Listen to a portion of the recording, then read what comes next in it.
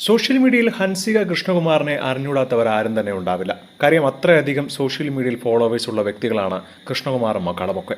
തൻ്റെ Instagram subscription പേജിലൂടെ കൃഷ്ണകുമാറിൻ്റെ മകളായ ഹൻസിക അടുത്തിടെ ഒരു വീഡിയോ പങ്കുവച്ചിട്ടുണ്ടായിരുന്നു. ആ ഒരു വീഡിയോ സമൂഹ മാധ്യമങ്ങളിൽ എത്തിയതോടുകൂടി ഒരുപാട് വിമർശനങ്ങൾക്കാണ് ഇരയായത്. കാശിനു വേണ്ടി എന്തും ചെയ്യുന്നു എന്നൊക്കെയുള്ള രൂക്ഷ വിമർശനങ്ങളാണ് സോഷ്യൽ മീഡിയയിൽ അന്ന് നിറഞ്ഞത്. ഇന്നതാ ഈ ഒരു വിഷയത്തിൽ ആദ്യമായി പ്രതികരണവും മാത്രമല്ല മാപ്പ് അപേക്ഷിച്ചുകൊണ്ട് രംഗത്തെത്തിയിരിക്കുകയാണ് ഹൻസിക കൃഷ്ണകുമാർ.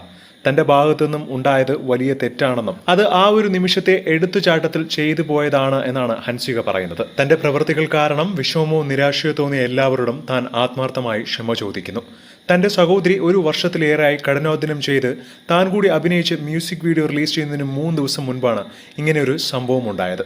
ബോധപൂർവമാണ് ഇത് ചെയ്തതെങ്കിലും സഹോദരിയുടെ കരിയറിനെ ബാധിക്കുന്ന ഒന്നും തന്നെ താൻ ചെയ്യില്ല എന്നായിരുന്നു ഹൻസികയുടെ വാദം. എന്തുകൊണ്ടാണ് ഞാൻ ആ വീഡിയോ പോസ്റ്റ് ചെയ്തതെന്ന് എനിക്ക് ഇപ്പോഴും മനസ്സിലാവുന്നില്ല.